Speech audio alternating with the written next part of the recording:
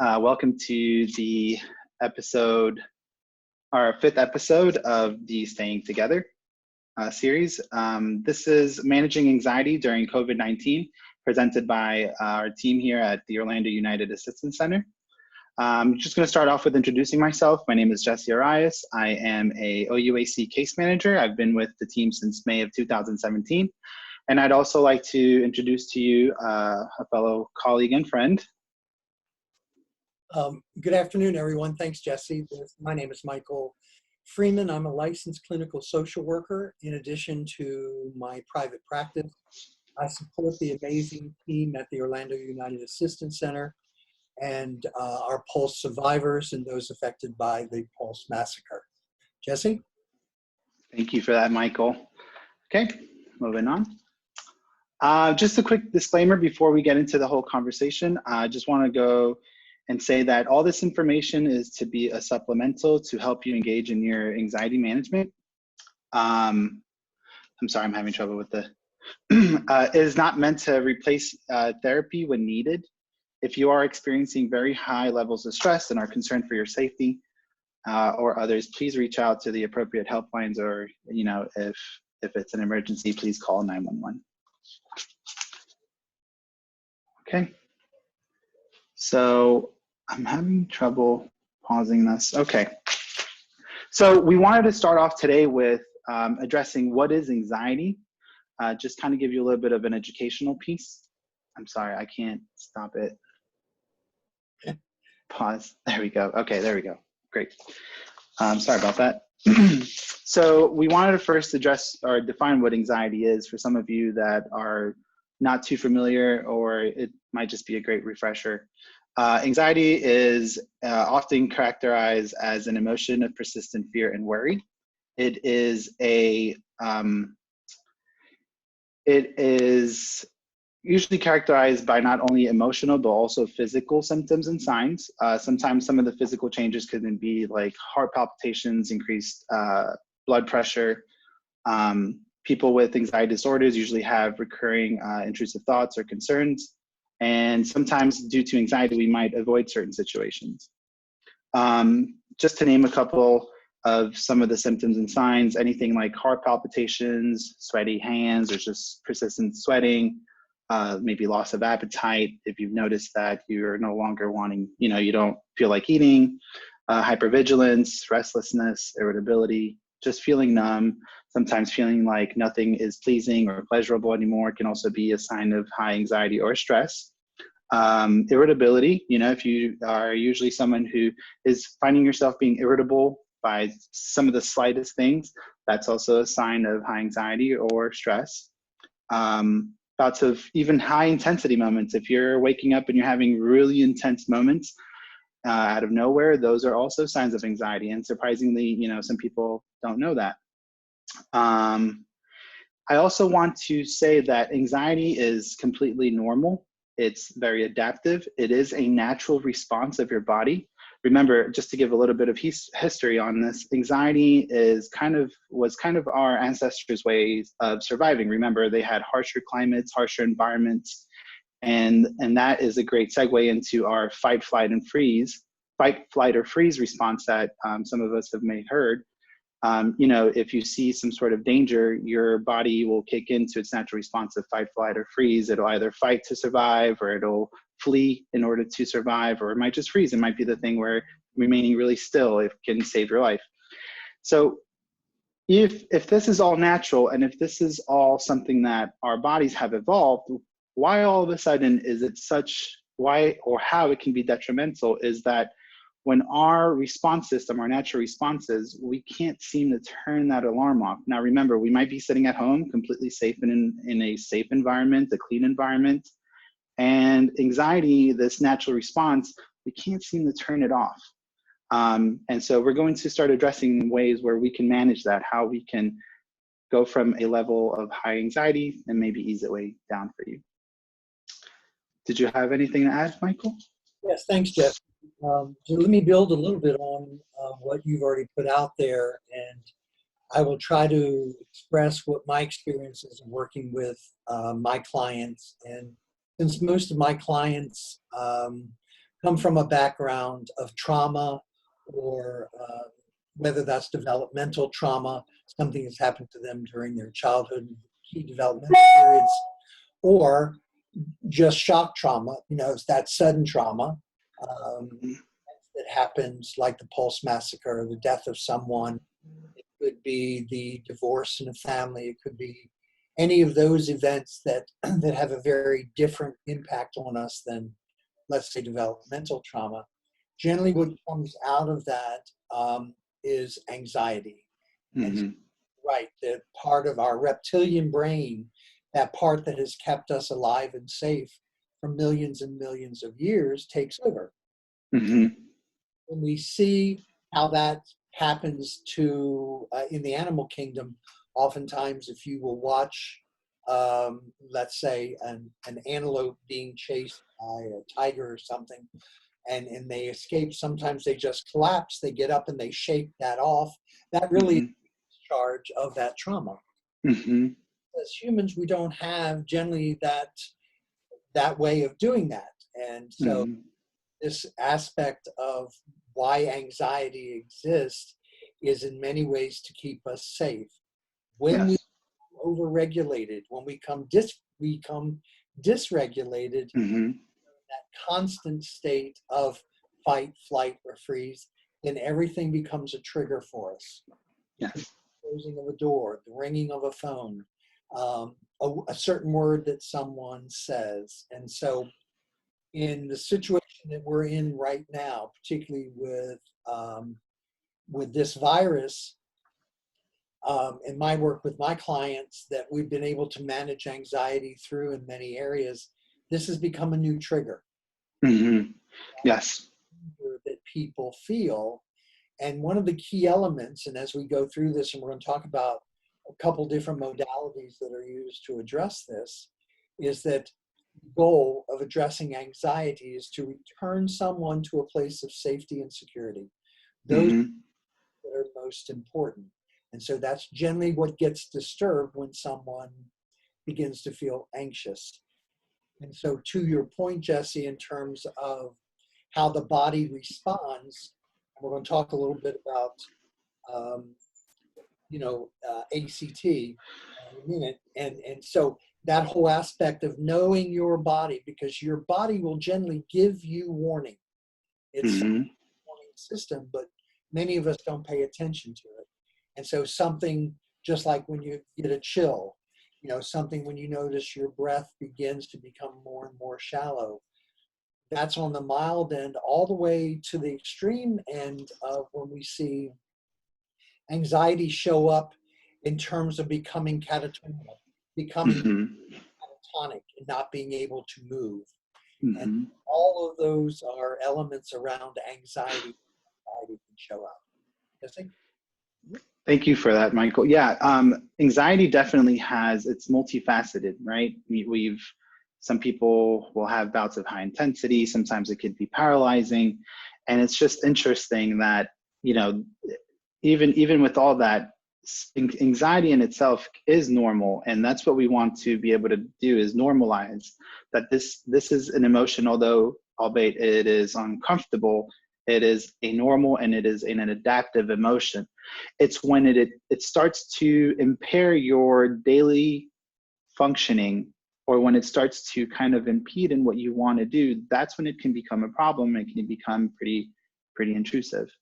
And with that, I wanted to, which brings us into our next discussion, is during this topic, what we want to be able is not just normalize anxiety, although it is definitely that's something that's very common. Millions of people around the world are affected by it every day. We want to make sure that we take the time that we want to remind you that you should take the permission. We want to remind you to take the opportunity, or take this moment and give yourself the permission to not be perfect. I know I spoke to you a couple of days ago, Michael, about what you've seen in your practice with some of the clients that you've been talking to, and this idea of perfectionism came up, of not being perfect, of not having it all together, and being able to tell people, hey, that's okay, and to give yourself the permission to allow that. Now, I also wanted to emphasize to give yourself the permission to let go if you have to. It's okay to say, you know what, I don't have a handle on things at the moment. This is causing me a lot of pain. This is causing me a lot of angst and fear and worry. And it's okay to say that. There's nothing dishonorable. There's nothing that you should be ashamed of. Now, I think if you want to add to that, Michael, I think we were talking about that, you know, this idea of giving yourself the permission to not be perfect in order to kind of dispel any sort of feelings around shame that some of our clients or, you know, or some of your clients may be feeling. Did you want to chime in on that? Thanks, Jesse. Yeah, and I think as we sort of go through this and we look at one of the modalities that's used, which is acceptance and commitment, you know, therapy, part of this is sometimes it almost runs head into what we've been taught, particularly here in our Western society, which is you have to be perfect. Mm-hmm. There is no room for Failure. Yes, failure is not an option. Mm-hmm. So in terms of anxiety, that doesn't work. It simply doesn't work. Right. So the aspect of, number one, allowing yourself. So my client said to me, I'm feeling really bad because I've spent all this time in quarantine and I could have gotten all of these things done. And so what could you have gotten done? I could have learned another language. I could have gardened. I could have went down like 10 or 20 things. And I said, okay. And I asked her how that made her feel. And she said, made her feel crappy.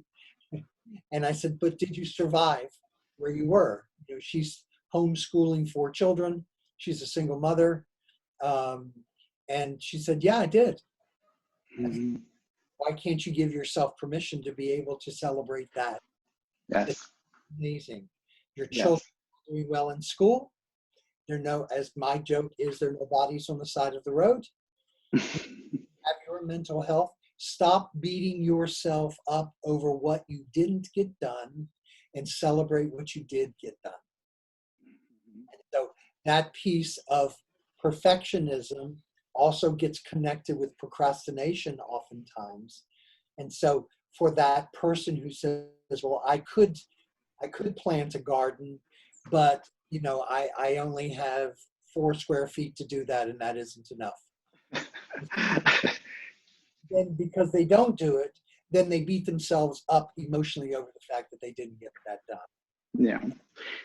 And I think, and sorry to interrupt that, I think we've also talked about thinking in terms of abundance and not deficiencies, if I'm mistaken. So, you know, thinking of the things that we do have, the things that are good versus the things that we don't have. Well, and I think to add to that, that we carry with us a mindset of abundance or scarcity, Mm-hmm. a lacking, you know, as opposed to having enough, having more.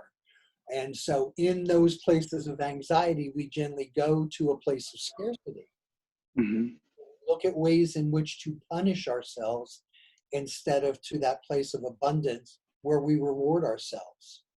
And so the fact that we've gotten through this, that we've remained healthy, that, I mean, talking to a number of parents of just how well their children have done in this change of school, that's tremendous. That's great, great success. And so changing that mindset and being okay to give yourself, Mm-hmm. you know what, I didn't plant that 4-foot garden. Okay, all right, and what's next? And let's move on. Yeah. Thank you. So, and with that, I'm going to just mention the final permission, and this is, it's going to resonate throughout the presentation. Give yourself the permission to manage how you experience things. And I think that's very important with anxiety or people dealing with anxiety during this time. this isn't meant to serve as a solution to your problems. We're not here to say this is the 5 ways that you can regain your employment. This isn't how you're going to get out of debt. None of that. This is more of, yes, we are accepting that we are in a difficult situation. This is a tough time for many. But you can change, or you can manage how you experience certain situations on a daily basis. And that's very empowering. That's very powerful, because it allows you the space and the safety to say, okay, this might be bad, but I can put one foot forward and the other on how I can manage to do that. So it should allow you the space. So make sure to remind yourself to give your permission to say, you know what, this may be bad, but I can choose how I want to experience this, or I can choose, or at least give yourself some little bit of empowerment in that regards. Okay, so I've learned to just hit pause now. Okay, so what anxiety looks like during the pandemic. We have had, this has taken the world by surprise. Usually some of the guidelines set by the CDC or the World Health Organization, they're not necessarily keeping up with people who might have OCD and have or fears of contamination, or excessive cleaning. And if you find that you're someone who might have OCD or have OCD tendencies, I'm sorry that you're going through this. Now it's become a big reality check for a lot of people that a lot of OCD people live like this on an everyday or daily basis. Now you're finding people are sharing, the constant cleaning or the disinfecting. And so we just want to make sure that we touch a little bit on the subtypes. We're not going to go too much in depth, but we do want to say that we are aware of this. And if you are, if you find that any of this kind of resonates with you, then this is definitely the presentation for you. So for example, contamination fears for people who suffer from OCD or have high anxiety, they might find themselves constantly disinfecting several surfaces more than once a day.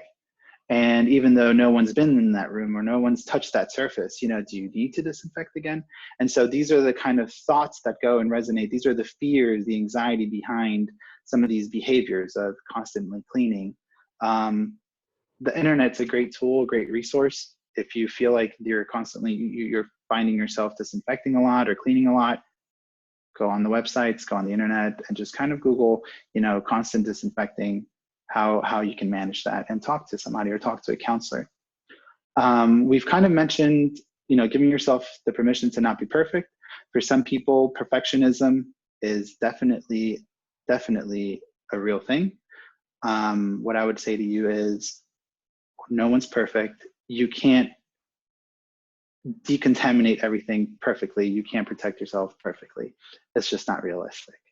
But I know that might cause some anxiety in some people. So just setting realistic expectations of what can be disinfected if you go out grocery shopping during COVID-19, and just kind of being okay to handle that. Some of the intrusive thoughts, this is definitely one of the intrusive thoughts for people with OCD can occur during COVID-19. Things like, am I infected? Did the person who sneezed 10 feet away from me, am I going to become infected? Am I going to infect someone else? And these are kind of the unwanted thoughts and the feelings that people might be experiencing that might cause you a lot of fear and persistent worry. And this is real. So if you find yourself, just hang in there. So we're going to talk a little bit about secondary emotions. Anxiety can sometimes be a secondary emotion. It could be kind of like at the surface of underlying feelings, grieving, loss of opportunity, and shame. We kind of already hit shame a little bit. A lot of people are unfortunately passing away from the COVID-19. And not only that, but some of us are grieving with that. And on the surface of things, sometimes anxiety can mask grieving, can mask jealousy, can mask anger, and just being able to recognize that and say, it's not wrong. It's how do I kind of not avoid it or not deny it, but kind of look on it head on. And then we're obviously going to talk about fear and worry, which is probably at the core of anxiety, persistent fear and worry. And we're just going to kind of like touch on those issues and what they look like, just in case if any of this resonates with you, then we can show you some techniques on how you can help ease that or manage some of that anxiety. Did you have anything to say, Michael, or anything to add? Yeah, I think just a couple of things, Sure. Jesse. I think the OCD piece, particularly right now, I think with my clients, I have seen it at new levels. Yes. And I think because this isn't something you can step away from, so the OCD and also post-traumatic stress sort of shows up Mm-hmm. in ways, but they are connected. And so even in the places of where you have a family together, things like contamination fears really sort of become pronounced. You know, the kids go out. Where did you go? Who were you with? What did you touch? And so all of that, particularly with children, with young people, creates another level of anxiety for that child. And so Mm-hmm. that keeping in mind what that contamination fear is and how that shows up is really, really important. I think the other piece of that, the intrusive thoughts piece, and there's some really great techniques in terms of how to deal with intrusive thoughts. The most effective one is to be able to say to yourself, what is the story I'm telling myself? Mm-hmm. Or what's the data I have through? Because you need to break the loop. You just need to break the loop. My recommendation to clients is always to have subjects, and I say either write them on a mirror in your bathroom with a dry erase marker, or put a sheet of paper on the refrigerator or someplace that you can see it, that become distractions. And the Mm-hmm. would be not to put on there, not to put on your list, stop ruminating, stop having intrusive thoughts. That doesn't work. Something like, if I won the lottery, what would be the first 5 things I would do? Any of those things that you have to process in terms of this part of your brain, the executive functioning part of your brain, will help break that loop. So I think that's real important. Yes. And sometimes the intrusive thoughts, we can, people find themselves that they might be obsessing over it. So if you find, keep an eye out. If you find yourself thinking or having the same thought for a duration, for a long period of time, typically if someone has a worrisome thought, they might think about it for a minute or two and they can let it go. They move on from it.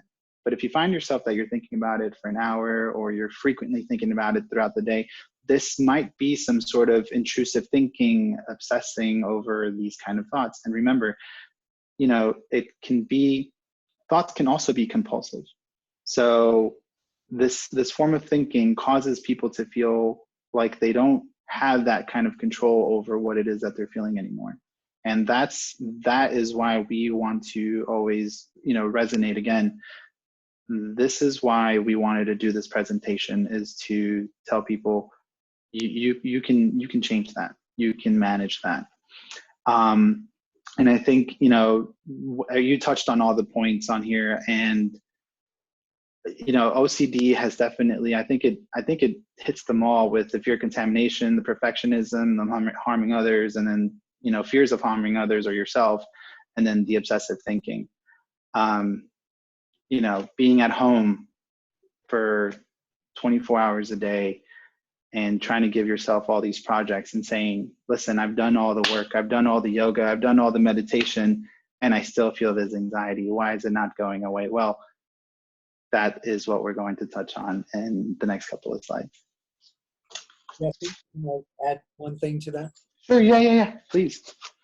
Well, part of what I've seen over the last, I think since the governor has announced plans of easing restrictions and opening up things today, that Yes. there's a different level of anxiety that now exists, that is turning for some of obsessive thinking. With Mhm. what if I don't feel safe going back to the job who's now said it's safe for me to come back?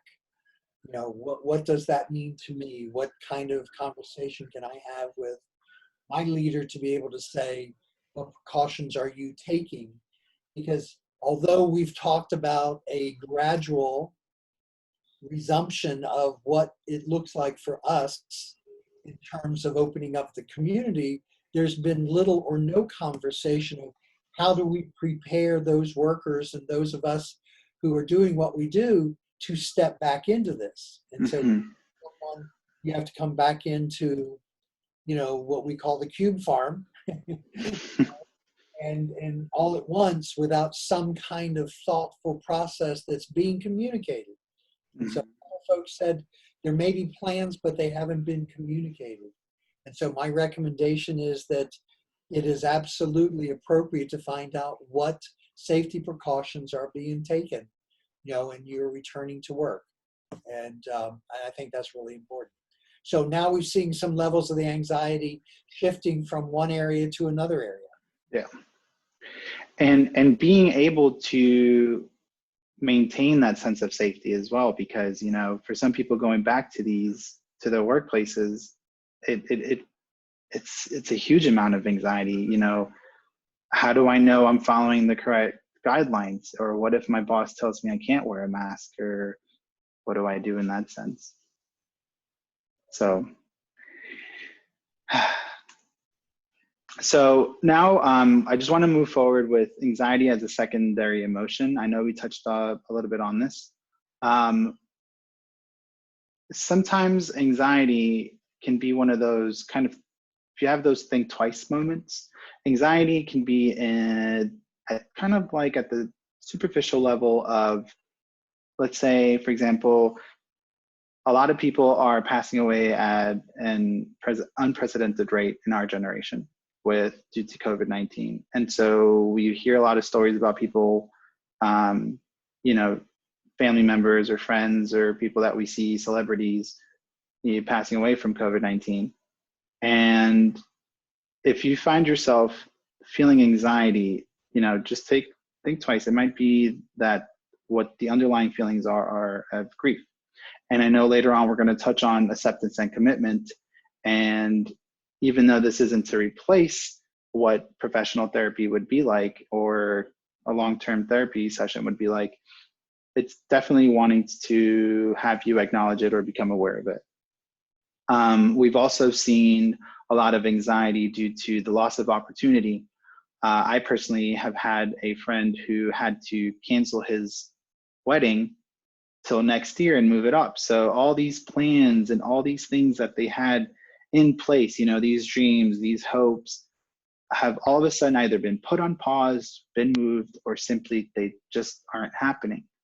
And that is also a loss. That's also a loss that we have to grieve. And, you know, and sitting at home, if you're unemployed and sitting at home and you're, you know, if you're finding yourself constantly thinking about that and you're starting to feel this anxiety, that is also one of the underlying feelings to that can be, it might just be grieving.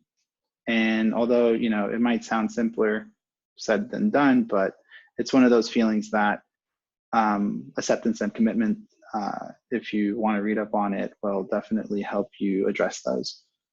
One of the bigger ones too is, I think for a lot of people, is the feeling of shame. And I think shame is kind of like that big elephant in the room. You know, we all know a lot of people feel it and have all become familiar with it, but a lot of people don't talk about it. But what I do want to emphasize is shame can also cause a lot of anxiety. I think we talked about some of your clients, you know, sometimes the breadwinners of the family might feel like they're all of a sudden unemployed. They're not bringing money, you know, anymore to the table, or they might feel like they don't have a grasp on their current situation.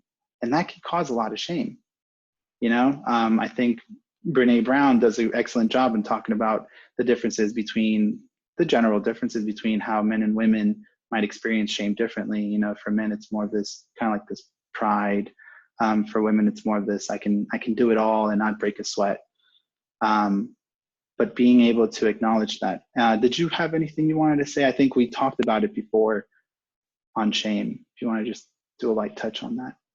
If I could, Jesse, I think Yeah. understanding how profound grief can be, and the tendency is oftentimes when someone is grieving, for someone else to say, you shouldn't feel that way because you have a roof over your head, or you have food to eat, or looking at other things. And that is not helpful.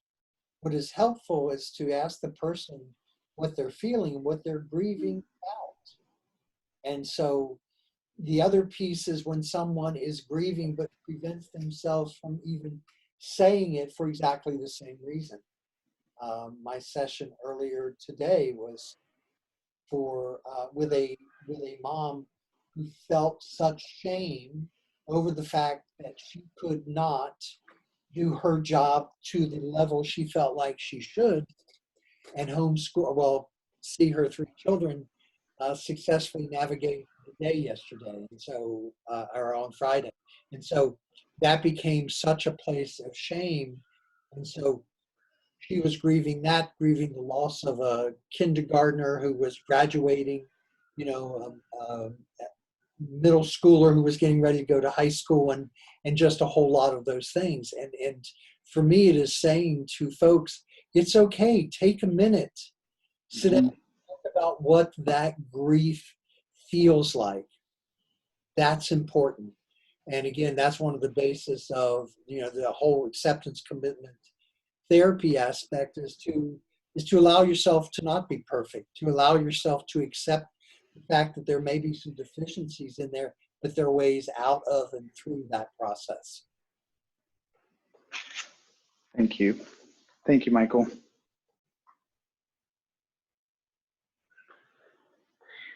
Okay, so now this is where we start piecing it all together. This is kind of like the antidote of how we can start to manage or to ease anxiety. Once we kind of acknowledge all these things, the shame, the loss of opportunity, the underlying feelings that anxiety might be masking, or if you're feeling anxious, but you've lost someone, you've had to put your plans on hold, you have fears of contamination, or you've had intrusive thinking, all these kind of fall into the same group of causing a lot of distress and a lot of anxiety. And there is there is an antidote for this. There is a way of managing that. And one of the biggest proponents that has been really big in therapy nowadays is practicing mindfulness. And we're going to explain what practicing mindfulness might look like. Practicing mindfulness is being or becoming aware of your surroundings, or staying in the moment, kind of like being present. For some of us, staying present is a lot harder than others. You know, it's hard not to honor, or as I like to say, it's hard not to think about what I need to do 5 hours or 10 hours from now. It's very important. I need to honor this. I need to worry about it. If I don't worry about it, I might be the wrong person for this kind of job if I'm not, consistently thinking about my next move. But what happens with that is we kind of miss out on the important moments of now, what's happening around me as of right now. And it's something that we all should practice. It leads to us feeling healthier, being able to enjoy the moments, or simply just being able to manage what's in front of us at the moment, not to think so far ahead that, we're 10 steps ahead and we can't deal with a problem that's right in front of us. We're going to be talking about the 5, 4, 3, 2, 1 grounding techniques. We're going to talk about a little bit another mindfulness practice, which is seeing thoughts as clouds passing by. And then Mr. Freeman is going to give us a little bit of the acceptance and commitment therapy. Did you want to add anything, Michael? Of course. Please do. Well, and I think, again, for many folks, mindfulness is such an abstract kind of concept because, you know, I've always said that if we could devote as much time to our to-be list as we do to our to-do list, then Mhm. actually get more done. Create one or two things of what does it mean to be present? What does it mean to be mindful in this moment? And whether that's to just notice how I'm breathing, what my Mhm. body feels like, whether that's to step outside and just listen to whatever is going on out there. The greatest enemy to mindfulness or being present is what we call anticipatory anxiety. Yes. That's the anxiety of something that's going to happen in the future. So for me as a college professor trying to teach my social work students how quickly you can get caught up into this anxiety is to just take them. Here's what your test is going to be, and a whole bunch of other things, and then have them measure how anxious they are over something that has not even happened yet. And so that piece of just recognizing and saying to yourself, okay, what am I feeling anxious about? What is this about? And is this something I need to feel anxious about right now? Because Mhm. it's the anticipatory stuff that we're worried about. And now I do want to also mention for some people who think that anxiety is just some sort of, you know, this stressful emotion that causes you to only think about the future. It's not just the future. It could also be about something that's been past.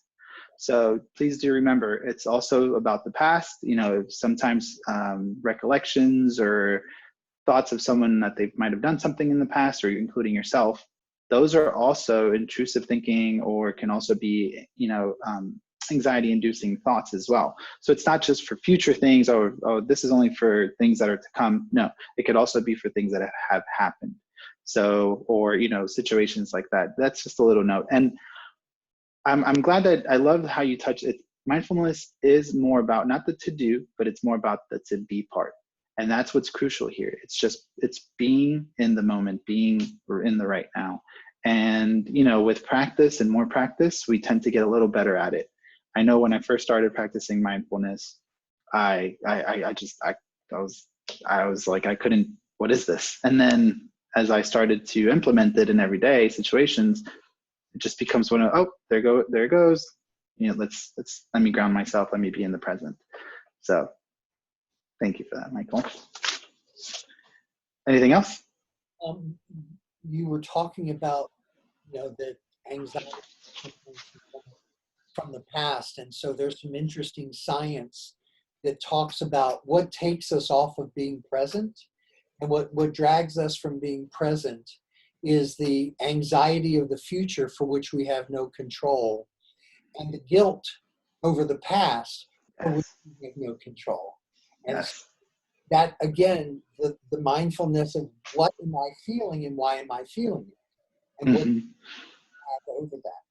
And so it is, those are our two big detractors from what keeps us from being present and practicing mindfulness. And I know you're going to go a little bit more into this, but I think being able to, and how I try to guide folks through this as a part of their therapy and what we do, is that you can practice mindfulness for 30 seconds. You can practice mindfulness for a minute, and it doesn't have to be 15, 20 minutes where someone says, I can't be that still for 30 minutes. You can be mindful and present taking a walk around the block. Mm-hmm. This reclining chair and just noticing how the chair feels underneath of you, how your shoes feel on your feet, Mm-hmm. the air around you. All of that is being mindful, and all of that is about being present. And we've seen it in with clients where, clients might come in feeling their anxiety levels at a 9, and the moment that the narrative changes, or using the grounding techniques, no, from a 9, this anxiety level of a 9 all of a sudden went down to a 6 or a 7. And so it's crucial to understand, so what changed, what happened? And it's that the mind, and again, it's that adaptive mind trying to think 10 steps ahead but it's bringing it back to the present, saying you're in a safe situation, be in the present, be in the now, and your body will start to do the rest. And going into that, that's where we're going to talk. I know you mentioned it a little bit about,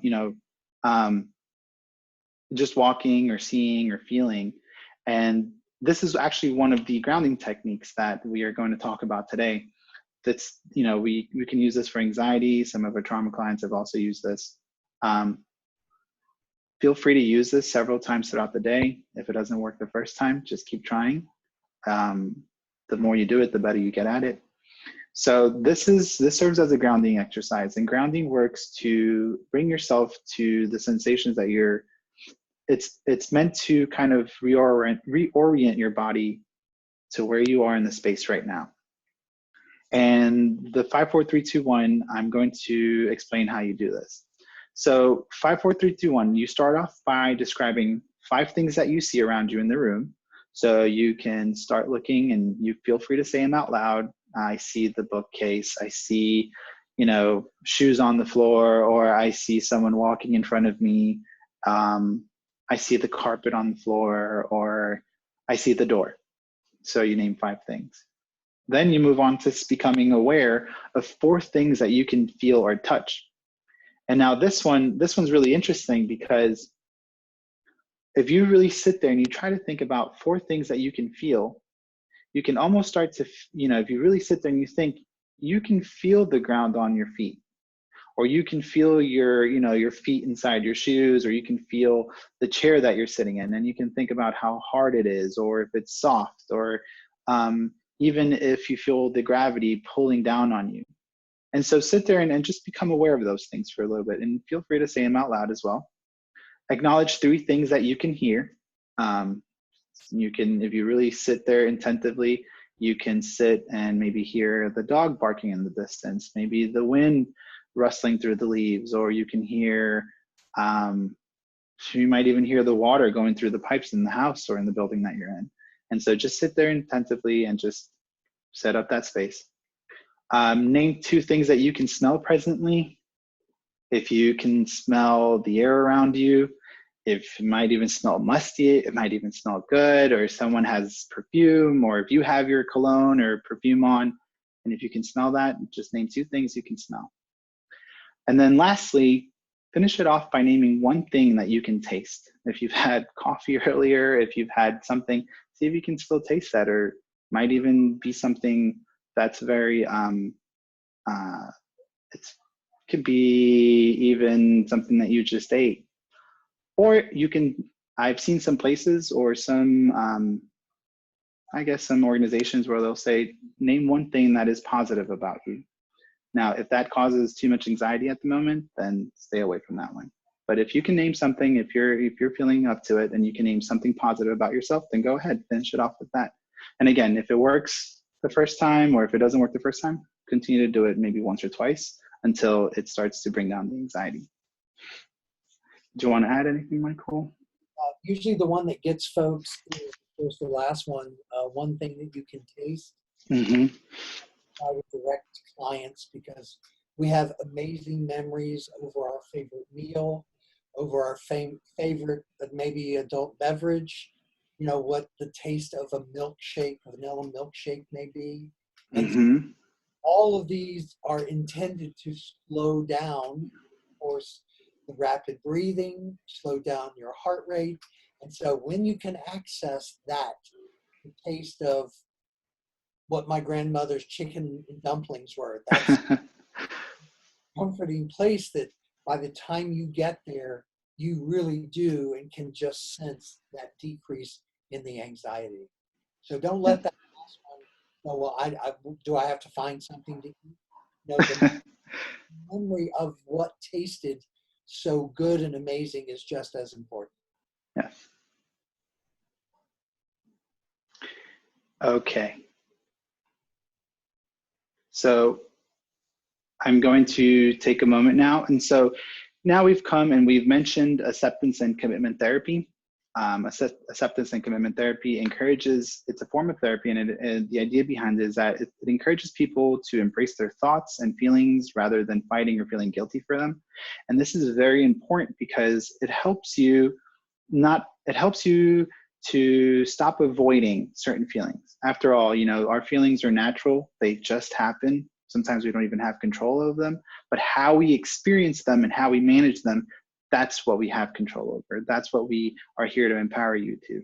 So even if you can't stop a certain thought or certain feeling, there is a lot of literature out there, or a lot of therapy, or if you want to educate yourself on how to accept, there's a form of therapy that encourages this kind of thinking where you accept the emotion as what it is, and then it kind of dispels the power or the control that it can have over you.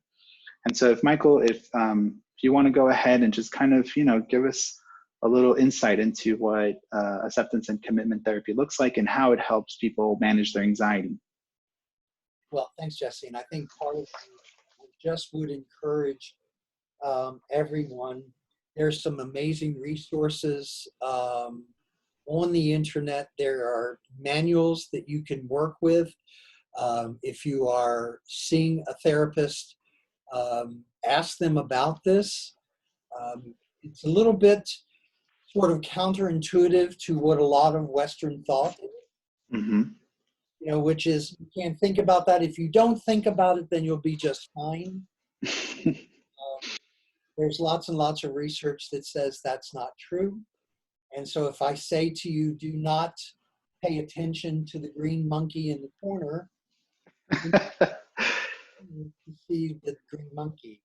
And so, the acceptance and commitment therapy bases its approach on the fact that pay attention to it, notice it. What is it saying to you? What does it say about you? There are two things that I give to clients when they're struggling with anxiety as we look at ACT as an effective tool, which is, how do you remain curious as to what's going on? And then how do you lean in? So it's curiosity and leaning into that. So I go to Publix, and when I walk into Publix, I get triggered in terms of, I don't like the way it smells. And I say all this because my mother worked at Publix for many, many years, and that was one of my things. And so the aspect of, I can't go, no, don't think about that, don't think about that, don't think about that, because the more I say don't think about that, I'm going to think about that. Yeah, of course. Part of the acceptance is, okay, this is causing me a reaction at this moment. I wonder what that reaction is to, and also being able to talk about how it makes me feel. And so it really is almost the antithesis of don't think about it. If you just don't think about it, it won't happen. So something that's very, very important with this, Jesse, is that the acceptance doesn't mean that you just accept the fact that you're anxious. Mm-hmm. The acceptance leads to the commitment to understand that there are things in here that are in your control and to try to figure them out. So again, here are the tools that I give to folks to try to work through this. What is the story that I'm telling myself? Okay, the story I'm telling myself is they probably didn't clean Publix or something, so now I don't feel safe. What's the evidence that I have that that is true? I look around, the store is closed, so maybe I don't have a lot of evidence. Could there be another story?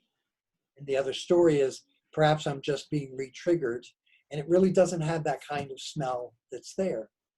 And so having that giving myself permission to at least craft that other story then becomes part of, what is the commitment? The commitment to be empowered to come up with a solution, to be able to say, okay, yeah, that makes sense.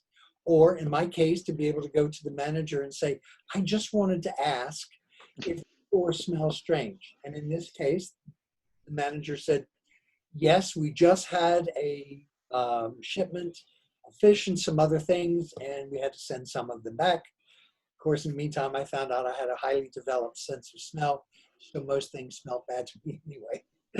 And so that helped change me, but it required me to make a commitment to make things different. And so I don't want folks to think that this modality of therapy says, okay, you're a hot mess, so you just have to accept being a hot mess. But it is accepting how you feel. Yeah. I feel frightened. And this is such an important tool. I give this to parents to help with their children. And so let me combine this a little bit, Jesse, with the mindfulness piece. And so one of the things of saying to parents, particularly when they see their children who are anxious, is to have your child lay on you so they can hear you breathe. They can feel the breath coming in and out, and ask them to match their breathing with your breathing. That's a mindfulness technique, because now the child is paying attention to how you're breathing to match their breathing with yours. That is a very quick and an amazingly connected piece of mindfulness, and also around just accept the fact, yes, you are having some anxiety. Let's talk about what that is, where that's coming from. Mm-hmm. The other one Mm-hmm. that's even more effective is to take the family pet and have your child lay on the family pet and listen to how they're breathing. Now, they're probably going to breathe a little bit quicker, but when you ask them to notice how they're breathing, you now have that child in a place of mindfulness, and you will see their breathing come down and smiles come on their face. So that really is a way in which to do it that you don't need any special techniques or tools or anything. It is just being with each other. Having when couples experience this, I have them lay back to back with each other and just notice how each partner is breathing in that process. You know, again, you're now being very mindful of something other than the story you're telling yourself that's going round and round. And so this is a beautiful modality. The workbooks on this you can use yourselves. They're going to really just ask you very simple things to notice, to notice, to notice. And that requires being very, very present. And so I would encourage folks as they struggle with anxiety, that this is a really great way in which to connect with something they can do on their own. It's really effective to do with your partner.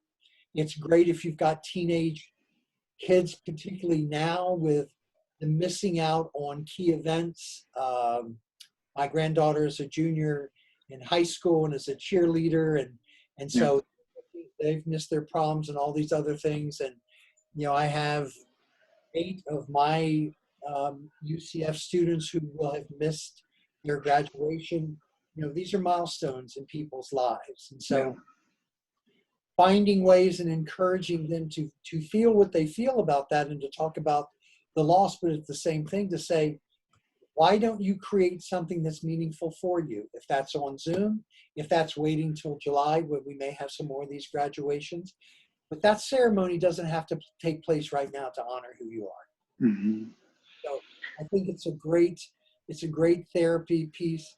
I could do 2 days on this, but understanding that when we look at acceptance as the first core principle of this, and commitment, it is not accepting your anxiety as something you have to live with the rest of your life. Mm-hmm. Thoughts in between that require some work on your part to get to the place of committing to making the change that's necessary. And I feel from all the other modalities that we've talked about before, ACT is definitely, well, in my opinion, it's definitely one of the more gentler, kinder ones, where it gives you a chance to do those baby steps. It might be incredibly scary to say, okay, this is the day where I'm going to deal with my anxiety. And, you know, you're as you say, you're giving yourself the story. And I know you've oftentimes talked about the narrative that our clients might have, or even ourselves, the narrative that we give ourselves before we even enter an office, or before we even go somewhere. We say, you know what, this person's probably going to reject me. I'm probably not going to get it. I'm probably not going to.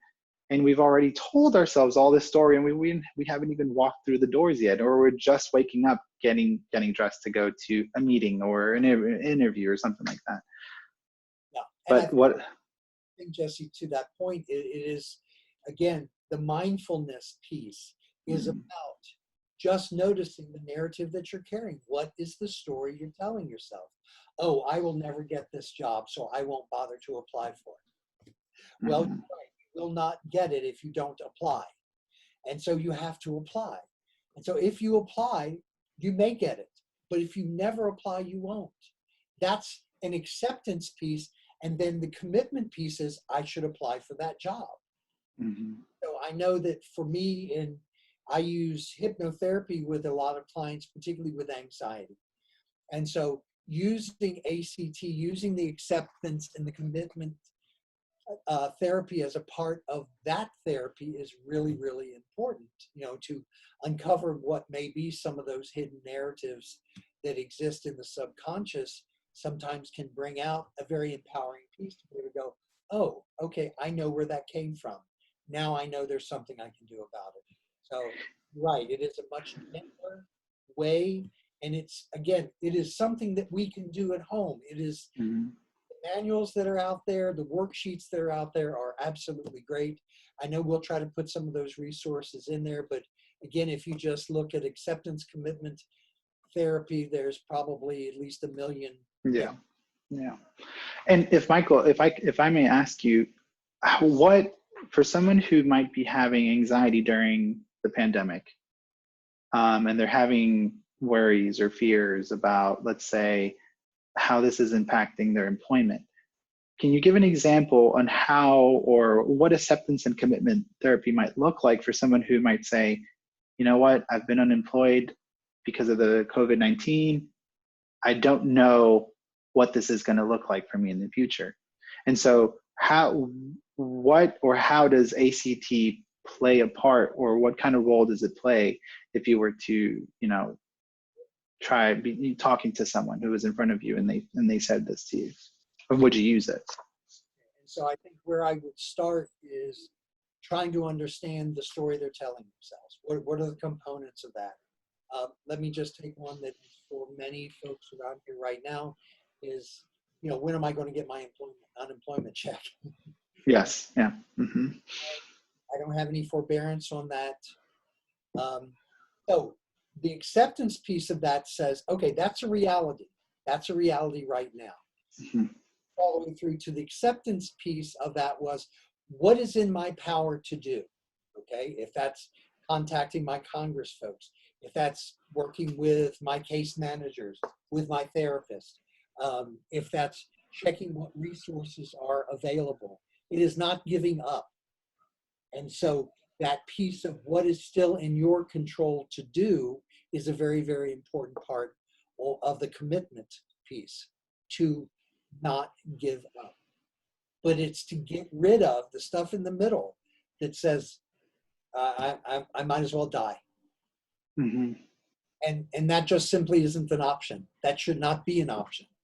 But what we see is the increase in suicide ideation and those sorts of things, harmful behavior, because someone is so stuck in, rightfully so, the narrative, Mm-hmm. which in a lot of cases is not only how am I going to pay today's rent or put food on the table now, but how long is that going to happen? And now you have the anticipatory anxiety that's showing up, and to be able to say, all right, what do I need to do right now? And so, obviously there are things that we have no control over. I don't know if they have fixed the unemployment check situation, but my last hearing this morning was it has not been fixed. Mm-hmm. There's still people who haven't gotten their $1,200. And so, that piece of being able to continue to hammer away at, okay, why is that happening? Because where we get stuck is when we lose all our choices, when we realize the safety and security has been taken away from us and there are no longer any options. That's what gives way to hopelessness. Yeah. So that piece, I recognize that if you are at your last dime and there is no food and there is no, and there is no, and there is no, that's going to feel very different. But what I've seen in Orlando, particularly during this, is that we've done really great jobs of trying to ensure that people are getting food. And, you know, the aspect of our, so to my client who's, when I said, did you check with your landlord? And she said, no. And I said, check. And so they have said they would forego this month's rent, but she would need to pay it next month. And so she had a panic attack and thinking, well, what am I going to do next month? Okay, next month we'll be here next month. Right Mhm. now, let's hear those other 4 things you need to get done. Yes. And I just want to remind everyone there is a ton of resources on the internet or online as far as ACT goes. You know, feel free to read up on it, you know, make yourself knowledgeable on it. It is definitely at the forefront of mindfulness because it uses it as a tool, and that's where it starts off with. And, you know, thank you so much, Michael, for all that information. We've often talked about, you know, having anxious thoughts, or when clients have anxious thoughts, and being able to, as you said, not just accept that anxiety is going to be there for a lifetime, but being able to, you know, kind of sit with it and then commit to doing something about it. So it's not something like you said, throwing my hands up in the air, but accepting it is a bad situation. I do feel anxious. These are the uncomfortable feelings, but what power do I have, or what is in my control that I can manage? Okay. Anything else? Jesse, I think we'll try to put some of these resources there for folks. And I know that if hopefully folks will follow us, like us, share us, comment on us, particularly on our Facebook page, we'll put some of these resources there for folks as well. And they have everything that they need.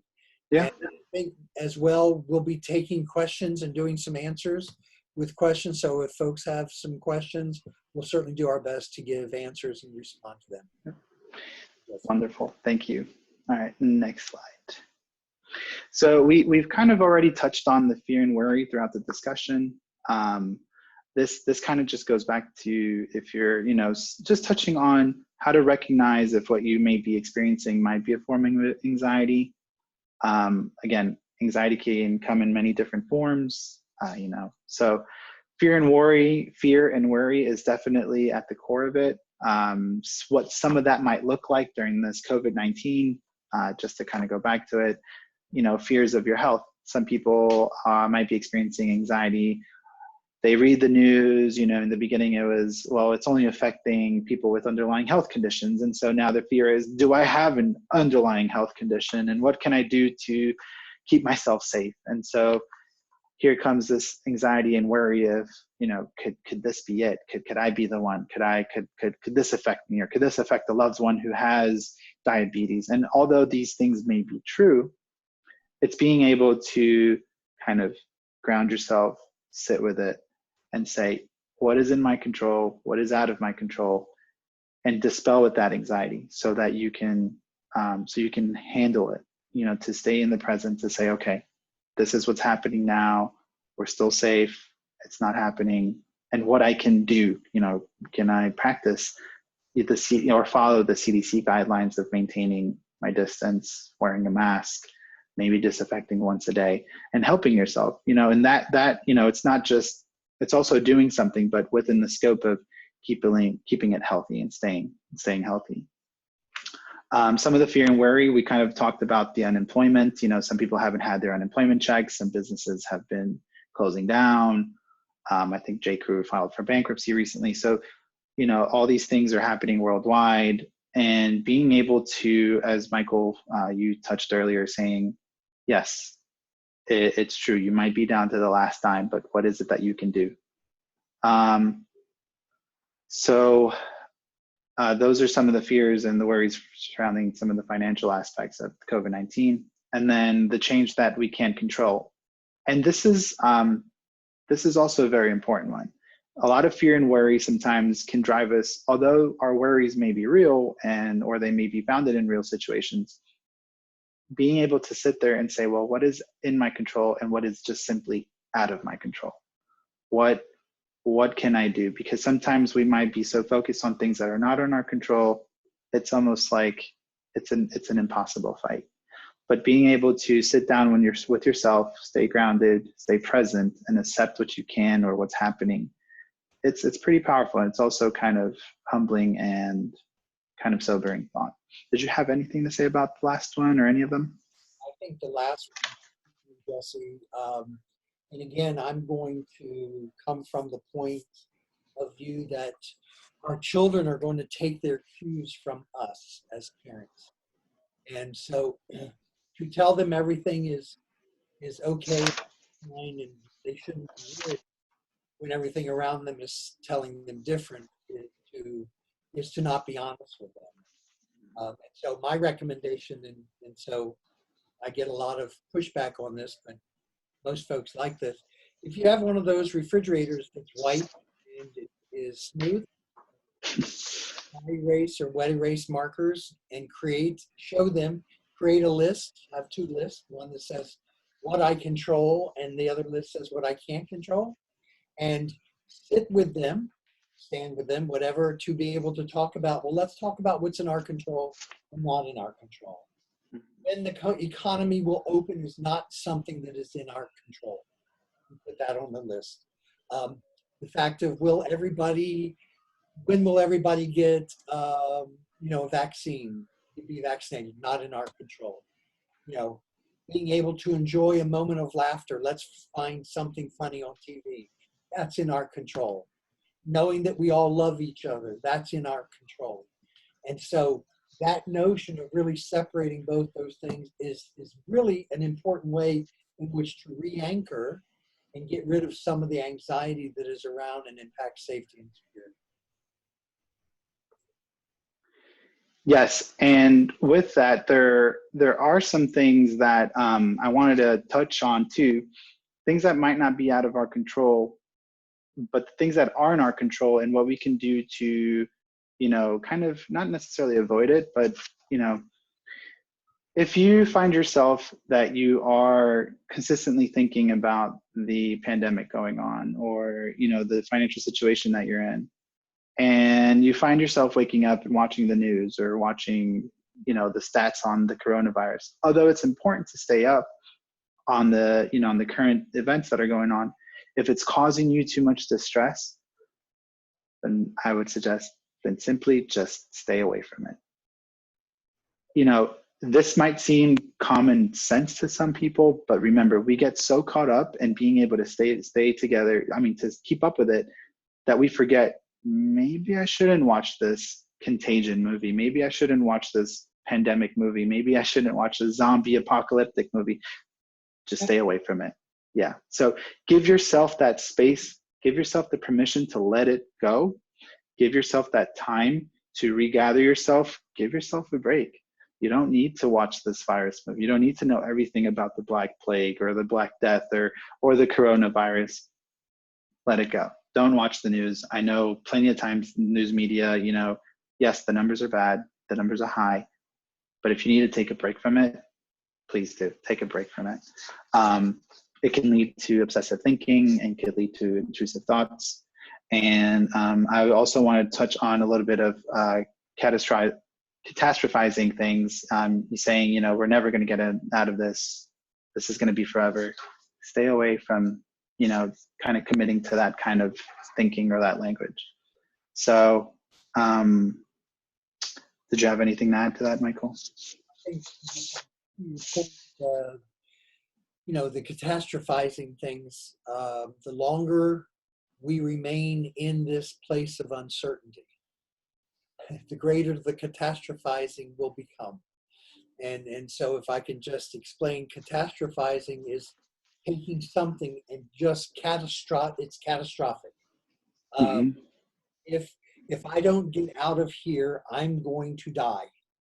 Although that might be, hyperbole, and that may be the way you feel, if a child who does not have the kind of critical thinking that an adult hears that, that can be absolutely damaging. And so I think trying to minimize that or make it something funny is okay, is absolutely okay. Like, so again, to the kids, being able to say, let's talk about what are some of the first 3 things you'd like to do when we get out of here. You know, that creates a sense of hopefulness as opposed to hopelessness. And that's what this is about. Jesse? Thank you. You froze there for a moment, but you're back. You're back again. You're moving now. Oh, let me see if it.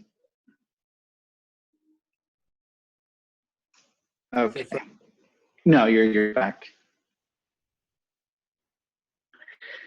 Okay, so this is just to kind of sum up the whole conversation and discussion that we've had with the presentation. This is just, a final reminder to everyone. We want you to remember to be present, to be kind, and to stay curious. Remember to be present, stay mindful, stay in the moment.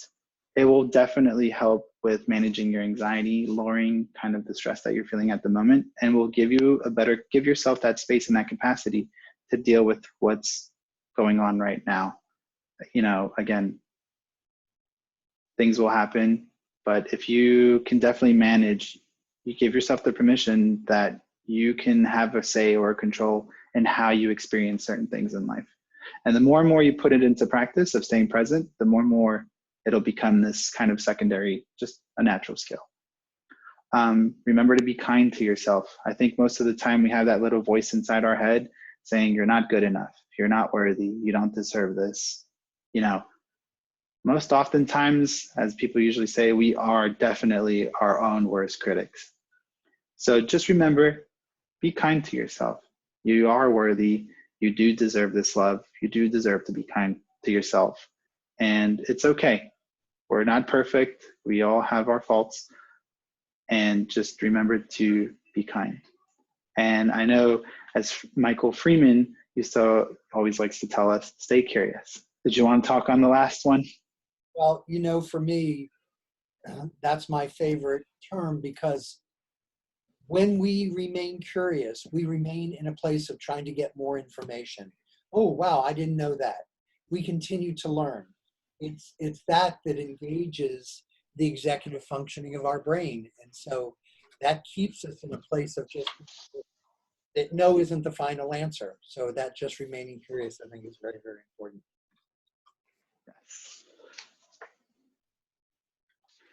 So OUAC is here for you. We are usually providing additional resources. Stay tuned for every week.